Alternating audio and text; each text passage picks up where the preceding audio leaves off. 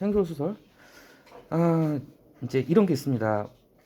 우리가 뭐 이제 여기선 CCTV지만요. 우리가 어떤 뭐랄까 어떤 우리가 어떤 제도랄까 어떤 기술이랄까 뭔가 새로운 발명이랄까 그런 것은 항상 뭔가 계기가 있게 마련이거든요. 예를 들면 사형 그러니까 살인죄 같은 경우에는 옛날에 살인죄도 공소시효가 있었잖아요. 25년인가 그랬어요. 그래서 살인 저지르고 25년 동안 안 잡히면은 26년 뒤에 잡았다. 이 처벌 못 합니다. 감옥 못 보내요. 근데 공소시효 없었어요, 지금. 왜냐? 태완이법, 제가 태완이법인가요? 맞나요? 태완이법이라고 태완이가 이제 어린 아이인데 그 아이가 이제 뭐 억울하게 죽입니다. 그래서 하여튼 그런 계기로 그러니까 살인죄 공소시효가 폐지가 돼요. 다른 죄는 공소시효가 있어요. 예를 들면 도둑질을 하거나 사람 다치게 하면은 잘 도망 다니면 처벌 안 받아요. 근데 살인만큼은 영원히 100년 뒤라도 잡아서 처벌하겠다. 그러니까 살인죄 공소시효를 없앤 것도 정확하지 않을 수 있습니다. 태완이법으로 기억을 하는데 어떤 그 사건, 태완이 사건을 통해서 사회적인 공분이 일어났고 그래서 제도가 만들어진 케이스라고 할 수 있는데 이것도 되게 안타까운 찾아보니까 2016년도에 있었던 이게 석촌호수 같아요. 올림픽공원의 키즈카페 읽어보셨죠? 아, 이 안타까운 게 이 아이가 또 자폐아였대요.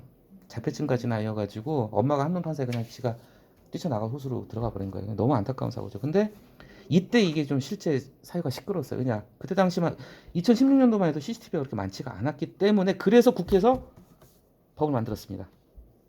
도시공원 내 CCTV 설치 의무화. 근데 이게 이제 법의 맹점이죠. 시행령이나 규칙에 여기서 말하는 시행령이나 규칙은 대통령령이나 이제 뭐 불령이에요. 근데 거기에 구체적인 기준을 갖다가 안 세웠고 의무화시키질 않아 버린 거예요. 벌칙 조항도 없어요. 그러니까 이 말 그대로 유명무실 법조문이 돼버린 거죠. 그러니까 지금 얼마 전에 그 안타까운 사고 관악산 생태공원에도 축구장 10개 넓이에 CCTV 7대 보니 뒤에 나오지만 그 범인이라는 놈이 그랬대잖아요. CCTV 있나 없나 살펴봤다고 범인 저질러버리 찢어주고 그러는데 참 아무튼 네. 결국은 이런 문제를 얘기를 했습니다. 참고로 말씀드리면요. 재밌는 게 찾아보려고 하다가 오늘 아침에 언론 보도 스크랩에 나왔더라고요. 우리 시의 CCTV 몇 대인지 외우기 좋아요. 이사 빨리 가자. 2480이 됐습니다. 오늘 아침에 그 동두천 경찰서장 그 인터뷰에 나왔더라고요. 근데 우리 시가 그 CCTV가 그러니까 면적 대비나 인구 대비는 굉장히 많은 거래요. 그래서 CCTV 관제센터가 2014년도인가 5년 뒤 처음 생겼는데요. CCTV 관제센터 아직 혹시 안 가보셨나요? CCTV 관제센터? 거기 가면 영화에 나오는 그런 것처럼 생겼어요. CCTV 앞에 막 쫙 가봤죠? 안 가봤어요? 쫙 있고 거기 이제 그 관제 요원들이 이제 그분들은 이제 계속 모니터만 보시는 거예요. 근데 이분들이 가끔 하나씩 잡습니다. 뭐 이제 강력범죄 비슷한 이렇게 뭐 하여튼 범죄 몇 번 잡을 경찰서장 표창도 받고 이러시는데 이분들 하루 종일 글만 하시는 거예요. 계속 이렇게 예리하게 CCTV만 관찰하시는 건데 우리 시 규모의 2482대는 굉장히 많은 거예요. 그리고 참고로 세월에 들어가면요. CCTV 위치도 보셨어요? 거기 들어가 보면 우리 CCTV가 어디인지 다 나와 있어요. 각 동마다 다. 왜냐하면 CCTV는 뒤에서 보겠지만은 개인 인권을 침해하는 가장 강력한 무기이기 때문에 사람들이 최소한 그럴 권한도 있고 내가 CCTV에 찍히지 않을 권리가 있는 거예요. 그러니까 CCTV는 당연히 공개를 해야 돼요. 어디서 설치. 몰래카메라 하면 절대 안 된다는 거죠. 그래서 우리 식 같은 경우에 2482대나 있고 굉장히 선도. 그래서 CCTV 관제센터가 되게 멋있어요. 가면 진짜 꼭 무슨 영화에 무슨 뭐 모처럼 생겼어요. 근데 그거 처음 만들었을 때 타시군에서 벤치마킹 아니었어요. 우리가 선도적으로 그렇게 했기 때문에 오세창 시장님 치적 중에 하나예요. 그게 오 시장님이 그걸 갖다 굉장히 강력하게 추진해가지고 의회에서도 예산 적극적으로 밀어줘가지고 CCTV를 처음에 굉장히 지금도 설치하고 있어요. 많이 설치하고 있고 화소도 높여버렸어요. 나중에 기계 바꿔가지고. 그래서 CCTV에 한해서만은 우리 시가 굉장히 선두주자입니다. 이게. 자 어쨌건요. 그래서 이제 여기 나오지만은 이거는 우리가 세트드라고 그러잖아요. 우리 업무랑도 좀 연관되는 부분이 있습니다. 이거 뭐 관련돼서 이제 뭐 조례 같은 것도 있을 수 있고요. 자 범죄 여러 가지 원인이 있겠죠. 일단 얘가 이제 기본적으로 나쁜 놈이 아니냐, 범인의 성향, 처벌의 강도. 그래서 요새 사형 부활시키자는 얘기 막 나오죠. 범행 환경 이게 굉장히 중요하죠. 실제로 우리나라도 굉장히 CCTV가 많이 있는 나라인데 CCTV 보급률 설치를 많이 할수록 범죄가 줄어드는데요. 이거는 정말로. 그리고 CCTV 효과가 뭐냐? 일단은 범죄 시도를 갖다 좌절시키는 거예요. 저지르려다가도 겁이 나서 안 하는 거죠. 그리고 중요한 거 범죄가 발생했을 때 도움 요청을 빨리 할 수 있다는 거죠. 관제 요원들이 이렇게 보고 있다가 딱 뭔가 이상하게 눈에 들어오면은 바로 이제 연결되고 또 요새 CCTV 다 그때 비상벨 있잖아요. 다 누르잖아요. 예. 비상벨. 그래서 이 세트드 환경, 범죄 예방 환경 설계에서 가장 중요한 요소가 바로 이제 CCTV라는 거죠. 뒤에 나오겠지만 어쨌건 굉장히 강한 효과. 근데 이 글도 전형적인 물론 하지만입니다. 세 번째 단락 앞에는 물론이 생략돼 있고요. 네 번째 단락 앞에는 하지만이 생략되는 거예요. 아시겠죠? 물론 반대하는 목소리도 있다. 중국 얘기를 하죠. 그래서 빅브라더는 제가 좀 이따 다시 따로 좀 말씀드릴게요.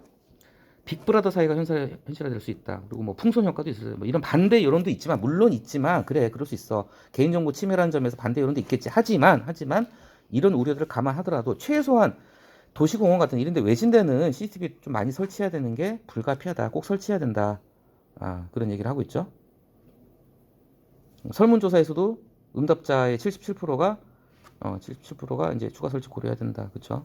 법률 시행 빨리 고쳐라. 예, 이제 이런 얘기를 하고 있고요. 이 빅브라더는 제가 짤막하게 좀 소개를 해드릴게요. 이게 어디 나오면 우리가 많이 들어보셨을 거예요. 빅브라더. 조지 오웰의 1984 그 소설에 나오는 독재자 이름이에요. 독재자 이름. 독재자를 갖다가 이제 큰형 빅브라더라고 이렇게 표기를 했는데 이건 사소한 거지만 뭐 그 소설 속에서 이제 코수염을 기르고 있어가지고 소련의 스탈린을 모델로 했다. 뭐 독일의 히틀러를 모델로 했다.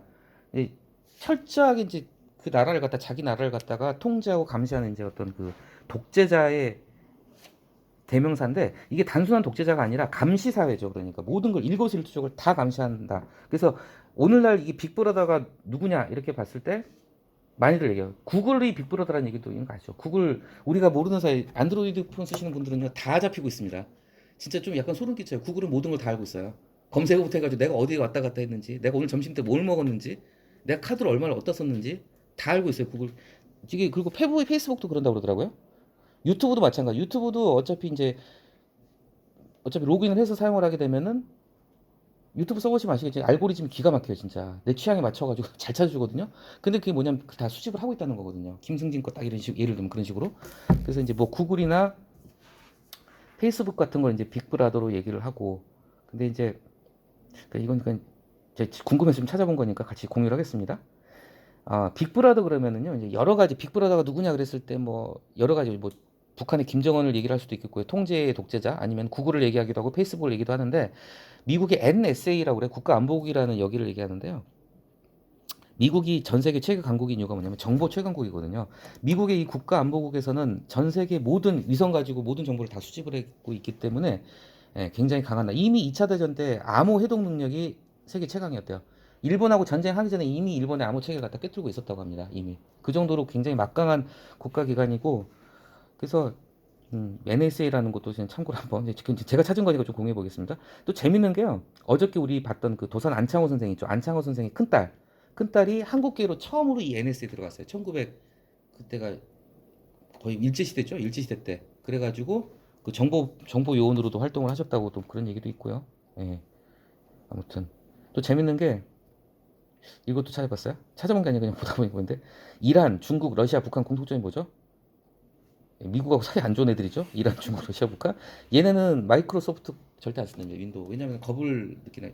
윈도우를 썼을 때 윈도우 안에다가 무슨 뭐라고 하지? 랜섬이어나 어떤 뭔가 뭐 바이러스니 뭐 이런 걸 감춰놨을까봐. 그래가지고 뭐 악성 코드 같은 게 숨겨져 있을까봐 안 쓴다고도 하고요. 어쨌건. 네, 뭐 이건 여담이었고요. 네. 네, 그래서 오늘은 여기까지 보겠습니다.